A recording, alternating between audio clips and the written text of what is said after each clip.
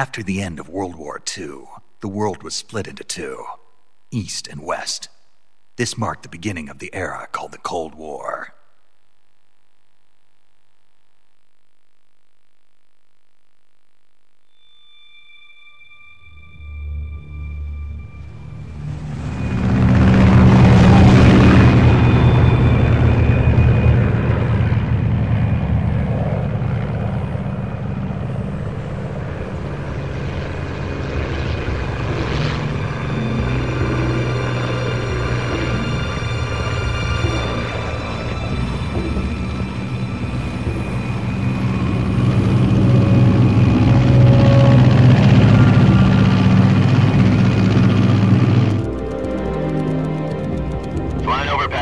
Altitude 30,000 feet.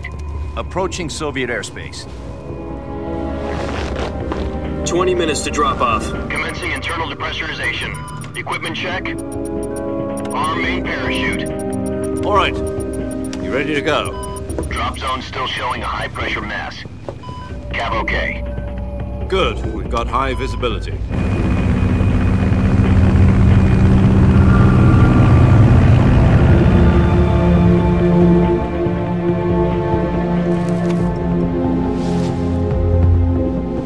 Put out that cigar. Connecting oxygen hose to interior connector. Put on your mask.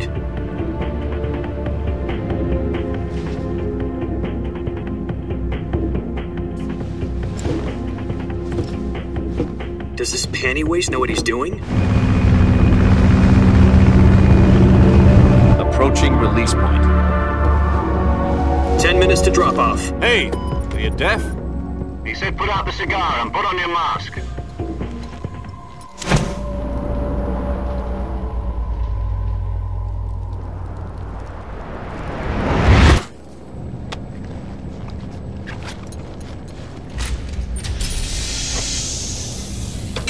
Depressurization complete. Checking oxygen supply. 6 minutes to drop off. Opening rear hatch.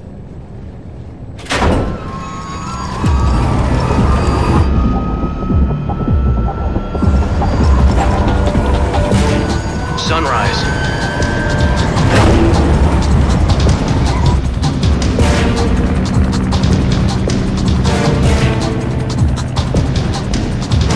External temperature minus 46 degrees Celsius. 2 minutes to drop off. Stand up.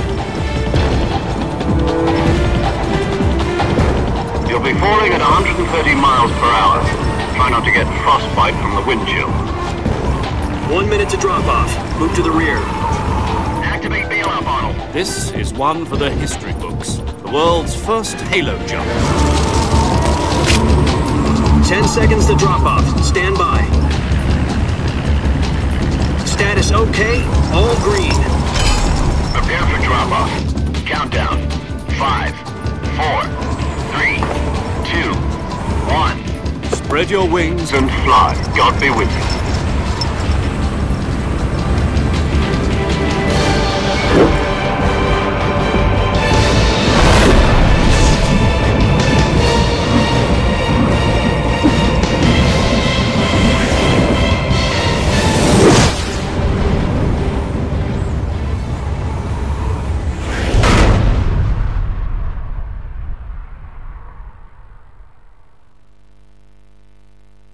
Jack, I've got some important news. The head of the CIA has finally given us the green light for the virtuous mission. Virtual mission? No, the virtuous mission. The future of our Fox unit depends on it. If it succeeds, we'll be officially organized into a unit. Virtuous mission? Sounds like some kind of initiation ritual. You know, don't get cocky. This isn't a training op. Right. So what exactly is this wonderful mission? Well, about 2 years ago, a certain Soviet scientist requested asylum in the West through one of our moles. His name is Nikolai Stepanovich Sokolov. He's head of the OKB 754 Design Bureau, one of the Soviets' top-secret weapon research facilities, and the East's foremost expert on weapons development. Sokolov? Isn't he that famous rocket scientist? The very same.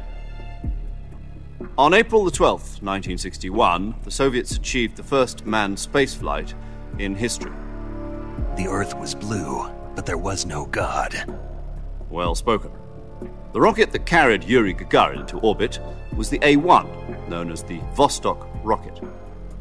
Sokolov is said to be the man most responsible for the multi-engine cluster used in that rocket.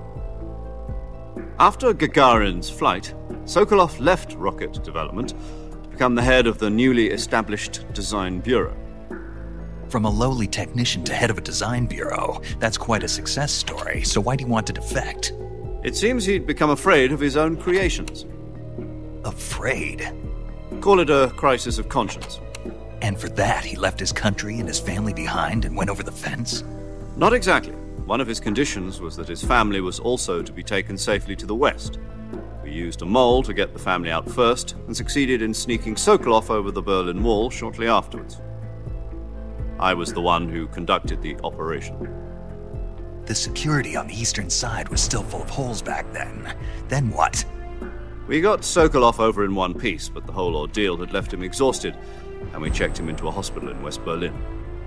It took him 2 weeks and more than 600 miles to get from the research facility in the Soviet Union to Berlin. He was in no condition to say anything coherent. And it was only a week later that we had something much bigger on our hands. The Cuban Missile Crisis. October the 16th, 1962, President Kennedy received word that the Soviets were in the process of deploying intermediate-range ballistic missiles in Cuba. The President demanded that the Soviets dismantle and remove the missiles. At the same time, he announced a naval blockade to prevent further missile shipments from reaching Cuba. But the Soviets didn't back down, instead placing their armed forces on secondary alert. Soviet transport ships carrying missiles continued on course towards Cuba. US and Soviet forces went on alert for an all-out nuclear war. Frantic negotiations were conducted through the UN's Emergency Security Council and unofficial channels to end the hair-trigger standoff. Finally, on October the 28th, the Soviet Union agreed to remove its missiles from Cuba, and so the world avoided a nuclear holocaust. But in order to get the Soviets to pull their missiles out, we had to make a deal. You mean the one where the US agreed to remove its IRBMs from Turkey? No. The Jupiter IRBMs deployed in Turkey were obsolete, and we were going to get rid of them anyway. They had no strategic value whatsoever to either the US or the Russians. The Turkey deal was a ruse, a cover story that was fed to the other intelligence agencies around the world. So what did the Russians really want? Sokolov. They wanted us to return Sokolov. You mean the Soviets pulled out of Cuba just to get their hands on Sokolov? That's right. What the hell was he working on? At the time, we had no idea. We were running out of time. It was either give up Sokolov or risk full-scale nuclear war. In the end, we had no choice. President Kennedy gave in to Khrushchev's demand. The next day, I got Sokolov out of the hospital, handing him over to agents on the eastern side. Sokolov kept on screaming, "Save me," until he disappeared from my sight. Then, a month ago, we received some new information from one of our moles. About Sokolov? Yes. He was taken back to the research facility and forced to continue working on the weapon in question under KGB supervision. What's more, it's on the verge of completion. So what kind of weapon is it? Something to do with space rockets? No, missiles. Same technology. I guess you're right. We don't know the details, but it appears to be a new kind of nuclear device. For half a year now, the Soviets have been conducting frequent nuclear tests at Semipalatinsk. Something to do with the weapon, I assume. We're talking about a secret weapon so big that Khrushchev was ready to pull out of Cuba to get it back. Is Sokolov still in the facility? No. According to our intelligence, he's in Selinoyarsk, a place in the mountains about 3 miles to the west that's known as the Virgin Cliffs. The Virgin Cliffs. Nice name for a virtuous mission. They moved him there just recently. Why? Apparently, they're conducting a field test of the weapon, but it's our best chance to get him back. This mission would never have been possible if he was still in the research facility. This is our last chance. Sokolov must have known that too when he contacted us.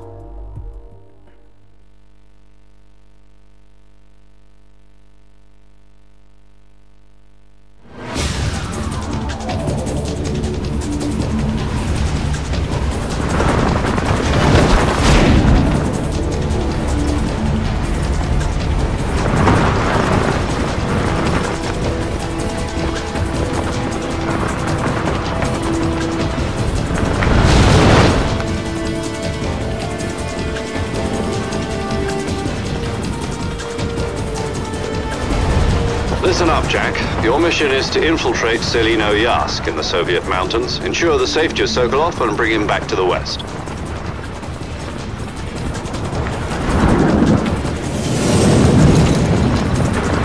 If we don't get Sokolov back before that weapon is complete, we'll be facing a major crisis.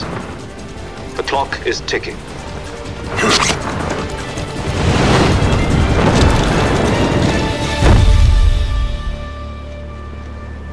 Once we've confirmed the rescue of Sokolov, stand by at the recovery point.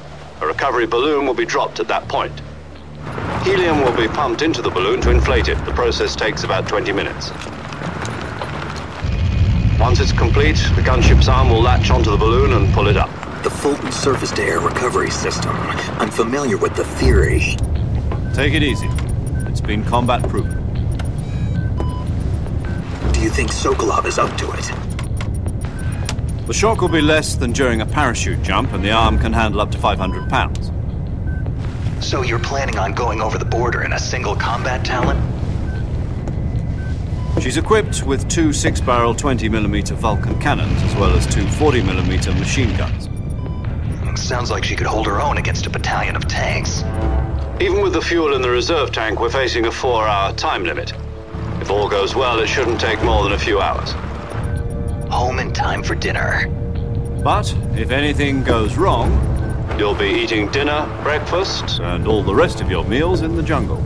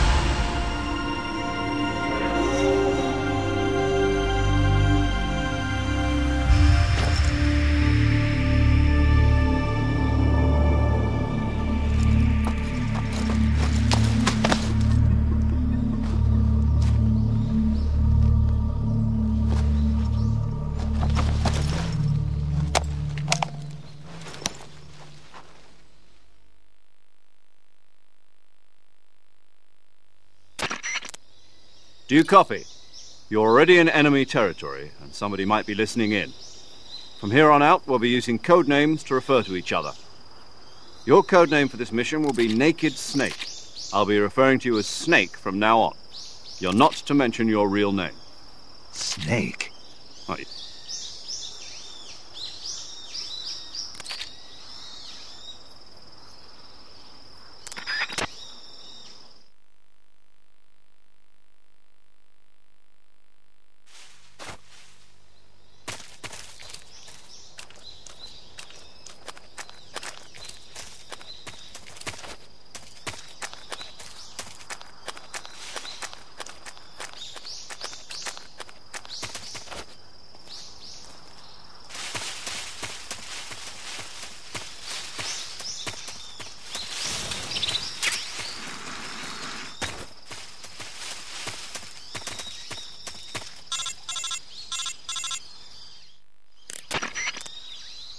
Snake, where do you think you're going?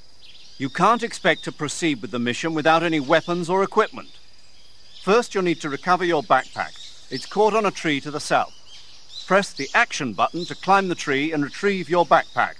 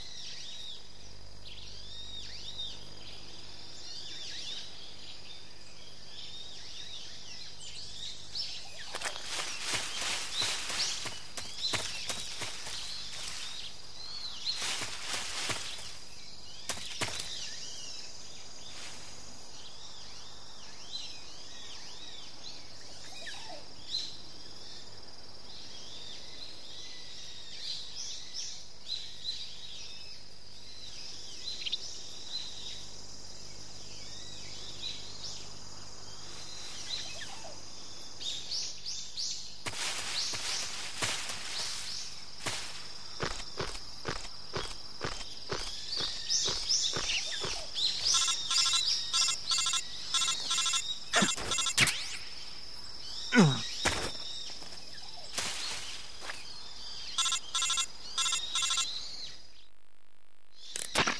see you've retrieved your backpack, Snake. To equip a weapon, it's necessary to take it out of your backpack. In the survival viewer, choose Weapon from the backpack.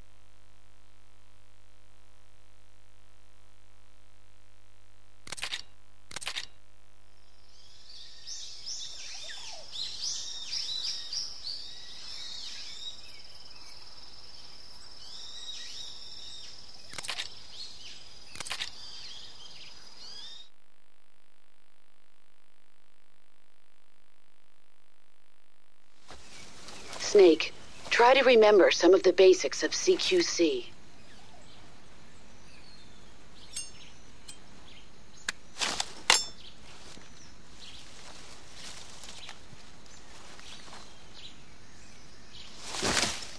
Commencing virtuous mission now.